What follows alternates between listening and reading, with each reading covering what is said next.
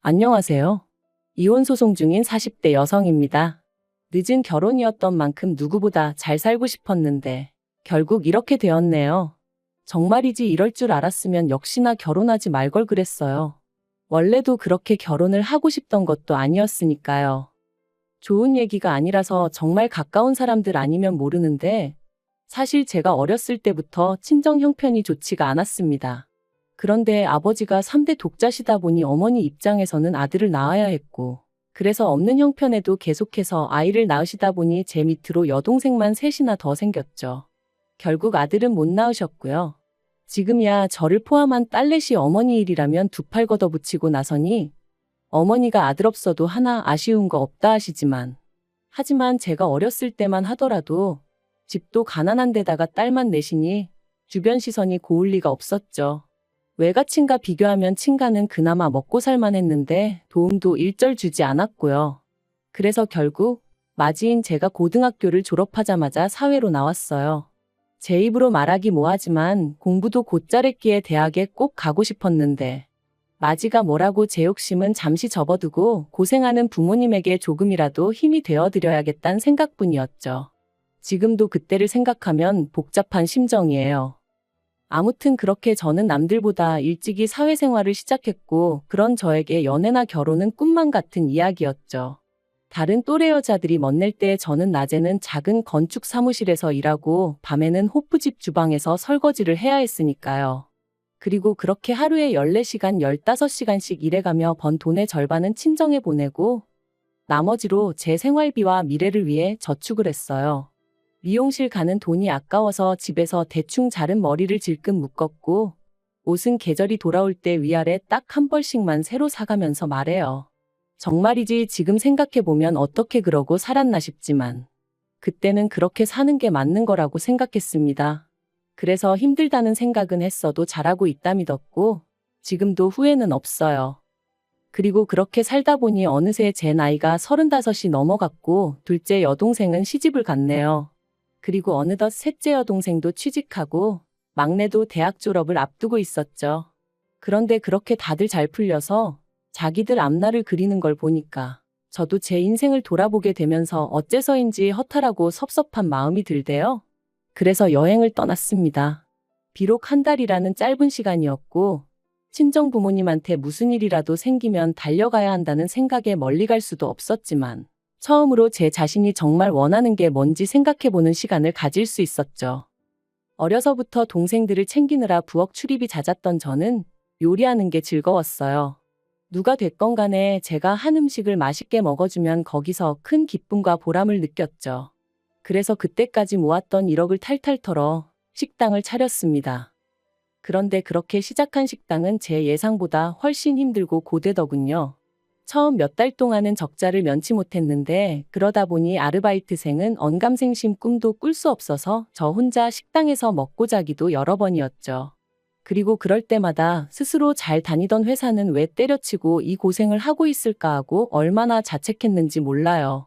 하지만 사람이 죽으라는 법은 없다고 그래도 포기하지 않고 1년 넘게 버텼더니 조금씩 사정이 나아지는 게 느껴졌어요. 그리고 또 몇 달이 지난 후에는 그래도 제 인건비는 가져갈 정도는 되었고요. 그리고 거기서 안주하지 않고 제 나름대로 이런저런 도전도 해보고 그랬더니 3년이 되기 전에 다른 동네에 매장도 하나 더 열게 되고 제가 제 사업 어떻게 키웠나 이야기하려고 지금 펜을 든 건 아니니까 이 이야기는 이쯤에서 줄이도록 하겠습니다만 아무튼 이후로는 이것저것 뗄거다 떼고 한 달에 못해도 1,000은 제 몫으로 돌아왔어요. 그리고 모든 게 어느 정도 안정을 찾았다 싶었을 무렵 식당 단골 손님의 소개로 남편을 만났습니다. 고졸인 저와는 달리 대한민국에서 몇 손가락 안에 드는 대학을 졸업했다는 저보다 한 살 많은 남자였지요. 듣기로는 공무원이 되기 전에는 아버지 사업을 도왔었다고 했고요. 그래서 저는 남편이 저한테 과분하다고 생각했어요. 하지만 어째서인지 남편은 제가 마음에 든다며 어찌나 적극적으로 다가오던지 처음엔 얼떨떨 하더라니까요. 아무튼 소개받고 한 달 만에 본격적으로 연애를 시작했습니다. 내 인생에 사랑이니 뭐니 그런 건 없을 줄 알았는데 마치 드라마의 여주인공이라돈 된 것 같은 기분이었죠. 남편은 저는 처음부터 결혼을 전제로 교제했고, 그래서인지 저희의 관계는 급속도로 빠르게 발전하였습니다. 사귄 지 반년이 넘어갔을 땐 이미 진지한 사이가 되어 있고요. 그런데 그렇게 관계가 진전되고 나서야 어이없게도 남편의 거짓말을 알게 되었어요. 일단 좋은 대학을 나왔다곤 하지만 그게 서울이 아닌 지방에 있는 분교 캠퍼스였다는 것과 도왔다는 아버님 사업은 실은 아버님이 운영하시는 떡집에서 자비를 거두는 수준이었다는 걸요. 비록 저는 대학 문턱조차 밟아본 적이 없었지만 그렇다고 해도 어째서인지 남편의 학벌 때문에 내내 주눅이 들어있던 제 자신을 생각하니 어이가 없었고, 떡집을 사업이라고 포장한 것 또한 아무리 직업에 귀천이 없다지만 저뿐만 아니라 사람들이 오해하게끔 내버려뒀다는 점이 무척 실망스러웠네요. 하지만 이미 남편에게는 제 모든 것을 줘버린 상황이었기에 이별을 생각하진 못했습니다. 오히려 차라리 어떻게든 남편을 이해하려고 했지요. 그래야만 제 자신의 선택을 합리화할 수 있었으니까요. 이후로 저희는 반년을 더 만났고 이내 부부의 연을 맺었습니다. 상견례 자리에서 어머님 아버님이 우리가 도움을 받을 나이지 도움을 줄 나이냐 하시며 경제적 지원은 어렵다 하셨는데 그건 저희 친정부모님 사정도 마찬가지였으니 크게 개의치는 않았어요. 줄곧 남편이 전세 보증금 정도는 있다고 했고 저도 제 나름대로 모아둔 돈이 있었으니까 별 걱정이 없기도 했고요. 그런데 청첩장까지 나오고 나서야 남편이 자기가 보기엔 저 혼자 살고 있는 아파트도 둘이 살기엔 충분한데 굳이 이사를 갈 필요가 있겠냐는 거예요. 그러면서 자기 돈은 뒀다가 나중에 아이가 생기면 그때 꺼냈으면 되지 않겠냐는데 그땐 어째서인지 아주 틀린 말은 아니다 싶었습니다. 사실 결혼 준비한다고 해서 식당을 누구한테 따로 맡길 수도 없는 상황이었는데 이사까지 하려니까 여러 가지로 정신이 없었거든요. 그러니 지금 생각해보면 당시 저도 모르게 판단력이 흐려져서 좀 더 편한 쪽으로 결정을 내렸던 모양이에요. 그래서 결국 나중에서야 따지고 보니까 남편은 거의 빈손으로 저와 결혼을 했습니다. 하지만 평생을 함께할 사람이라고 생각했기에 크게 신경 쓰지 않으려고 했어요. 처음부터 제가 남편에게 바란 건 남편 역할 잘해주고 아이가 생기거든 아빠 역할 잘해주고 그리고 제가 시댁에 하는 만큼 저희 친정의 마음을 써줬으면 하는 것뿐이었으니까요. 그런데 결혼한 지 1년 만에 남편이 생각지도 못한 이야기를 꺼냈습니다. 공무원은 관두고 저랑 같이 제 식당 일을 하고 싶다고 했거든요. 갑자기 그게 무슨 소리냐? 남들은 못해서 안달난 공무원 자리를 왜 관두겠다는 거냐니까 남편의 대답은 의외로 간단했어요. 제가 버는 돈에 비하면 자기가 버는 돈은 턱없이 적기도 하고 자기가 왠지 시간 낭비를 하고 있다는 생각이 든다는 거예요. 그래서 제가 자그만치 4년을 공부해서 된 공무원 자리를 왜 관두냐고. 원래 남의 떡이 더 커 보이는 거니 저랑 비교하지 말라고 했죠. 하지만 남편은 제 이야기를 귀담아 듣지 않는 눈치였고 결국 아니나 다를까. 남편이 처음 관둔 해만에 얘기를 꺼내고 2달 만에 저랑 상의도 없이 사표를 냈더라고요. 그리고 역시나 저는 또다시 어떻게든 긍정적으로 상황을 보려고 노력했고 남편이 제 식당에 출근하는 걸 허락할 수밖에 없었습니다. 하지만 이제 와서 말이지만 솔직히 남편이 일하는 방식은 제 마음에 썩 들진 않았어요. 연애를 할 때도 답답한 순간이 종종 있었고 결혼한 이후로도 이해 못할 남편의 행동이나 말들 때문에 예민해지는 일들이 있긴 했지만 그런데 같이 일을 해보니까 소위 일머리가 없는 게 눈에 보이더라고요. 게다가 요령은 또 어찌나 피우던지 저를 포함한 모두가 바삐 움직이는 시간에도 어떻게든 카운터만 지키려고 하는 거예요. 그래도 돈은 남자 사장이 받아야 손님들도 함부로 시비를 안 건다는 황당한 이유를 대면서 말이죠. 그리고 이건 여담이지만 언젠가부터 남편이 스스로를 사장으로 부르는 것도 솔직히 어이가 없었습니다.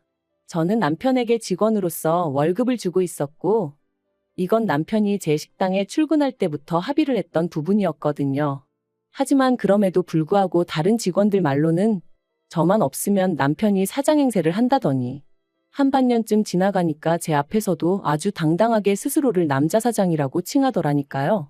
하지만 그렇다고 그런 남편을 다른 직원들 앞에서 시쳇말로 쪽팔리게 할 수도 없고 그러니 그냥 이따금씩 호칭은 확실히 하자고 애둘러 말하는 정도만 했는데 들어먹질 않대요. 그러다 남편이 합류한 지 2년째 되던 작년 겨울이었습니다. 날이 추워지면서 식당이 바빠졌고 그래서 저는 급하게 아르바이트생을 1명 뽑았죠.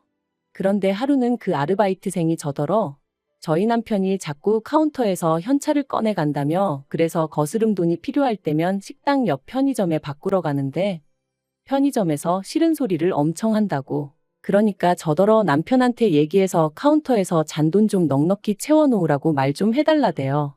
그리고 그 이야기를 듣는데 좀 찝찝하더라고요. 그래서 그때부턴 아무래도 남편의 일거수일투족에 촉각을 곤두세웠죠. 그리고 며칠 뒤 남편이 샤워를 하러 들어갔는데 핸드폰이 울려서 슬쩍 보니 어머님 아버님이 이번 주는 왜 20만 원이냐 하며 어쨌든 잘 쓰겠다 하고 보내셨더라고요. 그리고 그 문자를 보고 저는 의아할 수밖에 없었습니다. 왜냐하면 시부모님께는 매달 초 50만 원씩 보내드리고 있었는데 그때는 12월 중순이었고 게다가 이번 주는 뭐고 20만 원은 뭔지 뭔가 앞뒤가 안 맞는 게 도무지 마음에 걸려 결국 남편의 핸드폰을 열었습니다. 그리고 남편의 핸드폰을 통해 알게 된 사실은 정말 황당했어요. 따지고 보니까 대충 제 식당에서 일한 게 2년이라 치면 그중 1년하고도 5개월 동안 식당 현금 매상을 빼돌리고 있었으니까요. 자기 딴에는 완전 범죄라도 꿈꾼 건지 어찌나 자세히 적어두었던지. 그리고 그 돈은 대부분은 시부모님에게 흘러간 듯 했습니다. 적게는 한 주에 20만 원, 어떤 주는 30만 원. 계산해 보니까 대충 1,400만 원이 시댁에 들어갔더라고요. 그런데 저는 그것도 모르고 매달 생활비에 보태시라고 돈 보내드려. 생신은 생신이라 보내드려. 명절은 명절이라 보내드려. 곰곰이 생각할수록 속에서 열불이 오르더라니까요. 분노가 주체가 되질 않아 손발이 덜덜 떨리던 와중에 남편이 화장실에서 나왔습니다. 저를 보고는 무슨 일 있냐 하더니 이내 자기 핸드폰을 보고 상황 파악이 된 듯했어요. 그리고 저는 남편이 미안하다고 납작 엎드리기라도 할 줄 알았는데 남편의 반응은 정말 뜻밖이었습니다. 왜 남의 폰을 보고 그러냐면서 저더러 수준 없다고 했으니까요. 어처구니가 없어서 그게 지금 할 소리냐니까 자기야말로 이렇게 된 거 할 말 좀 해야겠다더니 아무리 제 식당이라지만 자기 스펙이 있고 그래도 자기가 무려 공무원식이나 하던 사람인데 한 달에 250만 원을 주는 게 말이 되냐는 거예요. 그래서 제가 남편더러 당신 일주일에 많아봤자 4일 나오고 아무리 바빠도 8시간만 하고 들어가지 않냐. 그리고 공무원이고 뭐고 당장 칼질도 못해서 주방일은 거들지도 못하면서 250이 적다는 게 말이 되냐 하고 받아쳤습니다. 그랬더니 남편이 자기는 제 의견을 받아들일 수 없네 어쩌네 하더니 아무튼 자기 생각에 월급이 너무 적어서 자기가 알아서 더 챙겨간 거래요. 자기 생각엔 그래도 400 정도는 받아야겠다 싶어서 거기에 대충 맞췄다나요? 진짜 황당하고 기도 안 찼죠. 그래서 남편더러 어떤 직원이 셀프로 임금을 챙겨가냐? 진짜 웃기지도 않는다. 내일부터 그냥 나오지 마라 했습니다. 당신 목 생활비는 나가서 막노동을 하든 알아서 벌어와서 내놓으라고. 내일부턴 아주 칼같이 따져가며 살자는 말과 함께요. 그랬더니 적반하장도 유분수지. 자기가 그렇게까지 하면서 저랑 왜 사냐입니다. 제가 나와달라고 해도 자기가 이제 나갈 마음이 싹 사라졌다면서 자기 없이 한번 장사해보래요. 자기한테 도와달라고 와서 빌어도 소용없을 거란 헛소리를 하면서요. 그리고는 자기 지갑하고 차키 챙겨서 나가는데 저 사람이 내가 알던 그 사람이 맞나 싶은 게 열받고 분한 건 당연하고 동시에 허무하고 허탈하고 왜인지 눈물이 주룩주룩 나더라니까요. 솔직히 남편 없이도 잘 굴러가던 식당이었기에 남편이 나오든 안 나오든 그건 문제가 아니었어요. 신경도 안 쓰였고요. 그래서 전과 다르지 않게 계속해서 영업을 이어갔습니다. 그리고 그렇게 한 달이란 시간이 흘렀을 무렵 어째서인지 시부모님이 연락도 없이 남편을 데리고 식당에 오셨더군요. 당신들이 보기에 부부싸움을 이 정도로 했으면 충분하다면서 이제 서로 이해하고 용서해 주라면서 말이죠. 까놓고 남편이 싹싹 빌어도 부족할 판이었는데 서로 뭘 이해하라는 건지. 그래서 시부모님더러 됐다고 그냥 남편 데리고 가시라 했습니다. 없이 지내보니 제 예상보다 훨씬 지낼만 해서 이참에 아예 이혼하는 게 나을 것 같다면서요. 그랬더니 어머님이 하시는 말씀이 남편이 말없이 돈을 가져간 건 잘못한 게 맞지만 그런 행동을 하게끔 만든 건 저 아니냐면서 남편한테만 뭐라고 하지 말라대요.